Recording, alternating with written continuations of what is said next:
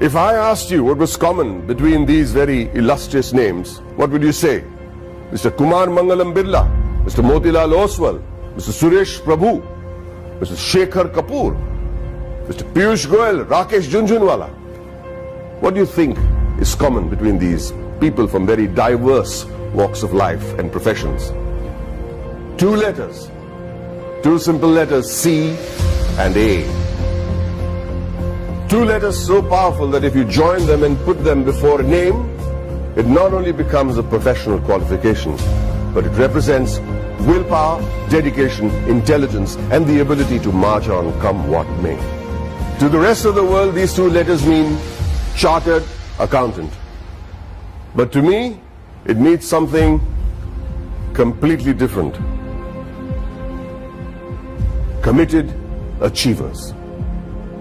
Let me tell you a story about a committed achiever. A young girl was wrongly prescribed penicillin for a common cold. What happened was that she became visually impaired. A 9-year-old became blind. She decided to become a chartered accountant. Her name was Rajni Gopal. So what if she was visually impaired? The world may think of it as a handicap, but she did not.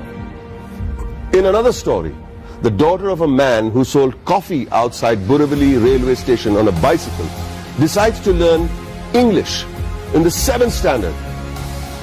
And she fails. Tries again, fails again. She goes on to become a chartered accountant. Did she ever think that language would be a barrier? She did not. Did she ever think that her financial status would be a barrier? She did not. All she wanted to do was become a chartered accountant, a committed achiever. The only place where achievement comes before commitment is in the dictionary. It was this commitment to achieve that led to the formation of this organization that would change the economic structure of this country forever. ICAI, the Institute of Chartered Accountants of India. The leaders of this nation were visionaries. They knew the role chartered accountants would play in developing the country, which is why on the 1st of July 1949, a year even before the Constitution of India was formalized, an Act of Parliament gave birth to ICAI. Today, ICAI counts itself amongst the oldest professional institutions in the country. Born as a regulator of accounting profession to aid the economic growth of the nation, it is the second largest professional accounting and finance body in the world in terms of members, with a current roster of about 2.5 lakh members and counting as I speak, with a presence of about 71,000 female chartered accountants and 3.5 lakh girl students. ICAI holistically carries the mission of transforming the nation from women's development to women-led development. During its eventful journey of 70 years, ICAI has become an integral part of the Indian economy, taking it on the path of the fastest growing economy in the world. With its emphasis on financial reform, ICAI radiates with shining milestones that stand as the acknowledged cornerstone of India's economic growth. In the year 1956, chartered accountants were recruited for the first time in the commercial audit branch of CA and G. Many of you may not be aware that many accountants were part of the Indian freedom struggle, like First Lady Auditor C.A.R. Sivabhogam, who participated in non-cooperation movement on the call of the father of our nation, Mahatma Gandhi ji. She was also imprisoned for a year. Recognizing ICAI's strong regulatory framework, the High Courts acknowledged Council's strict disciplinary mechanisms in 1961. In 1964, the Council of the ICAI submitted its pre-budget memorandum for the first time. The memorandum contained useful suggestions for reorientation of taxation policies and procedures to the Finance Ministry. The process was so helpful that it is being practiced ever since. In the 70s, the ICAI started rendering free advisory services to SMEs and small taxpayers on maintenance of accounts, tax paying, and other financial matters. Not only did it enhance the financial literacy of businessmen and citizens, more importantly, it started the industrial growth in the country.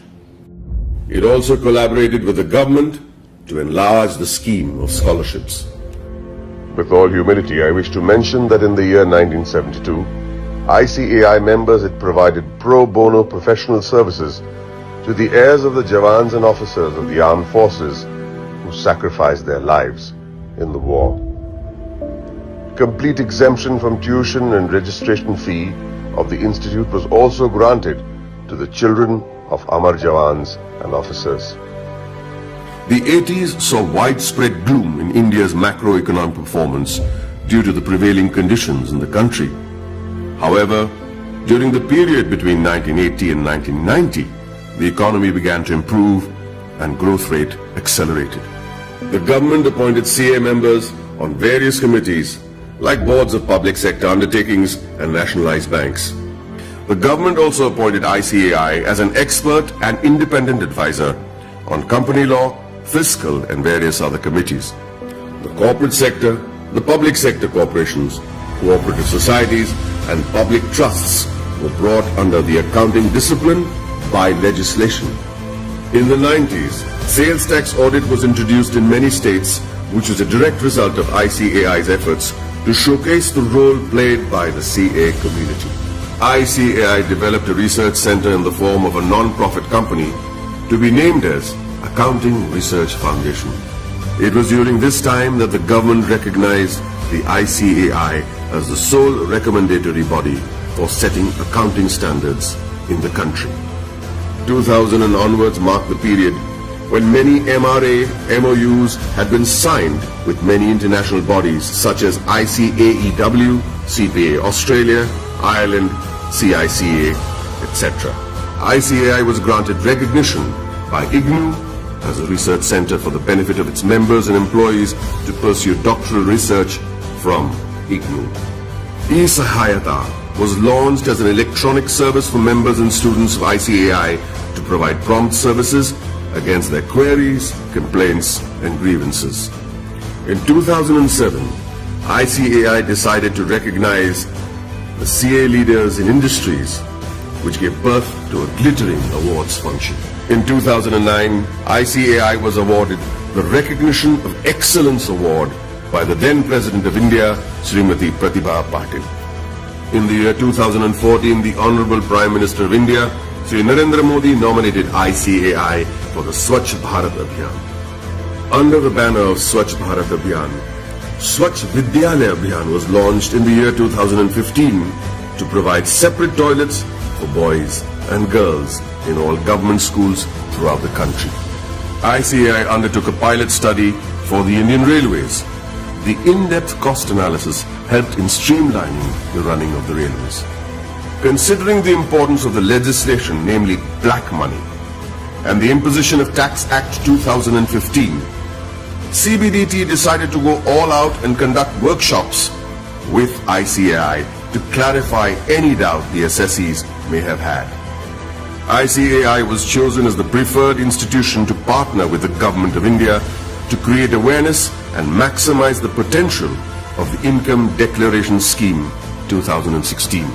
ICAI, jointly with the Ministry of Finance and the Ministry of Commerce and Industry, organized events at more than 470 locations across the country. It was attended by more than 42,000 citizens, including chartered accountants, company secretaries, advocates, and members from trade and industry. ICAI's contribution to the scheme was acknowledged by Shri Arun Jaitley, Honorable Minister of Finance and Corporate Affairs. For the benefit of its members, ICAI established the Indian Institute of Insolvency Professionals of ICAI. ICAI extended its technical and infrastructural support towards the accounting reforms of various government offices. This meant moving from cash to accrual system of accounting after assessing the tremendous positive impact on national financial reporting. It was also an important year for the Indian economy, with GST being touted as the game changer, leading to one nation, one tax. ICAI, as always, was there to partner the government towards effective and smooth implementation of GST throughout the nation. As a result, ICAI and CA members became a proud knowledge partner for GST success. For a clearer understanding of GST, ICAI carried out more than 3,000 programs benefiting more than 2.5 lakh participants. ICAI also established GST Sahayata desks all across the country to facilitate small businessmen, traders, shopkeepers, and the public at large. ICAI has created a milestone by launching various incubation centers. In line with the Prime Minister's vision to support startups, ICAI is providing massive platforms to help CAs start their businesses.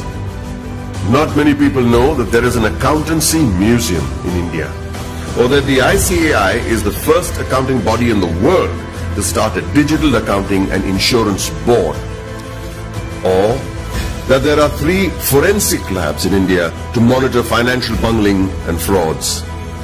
With this, the ICAI is keeping its eyes and vision firmly on the future.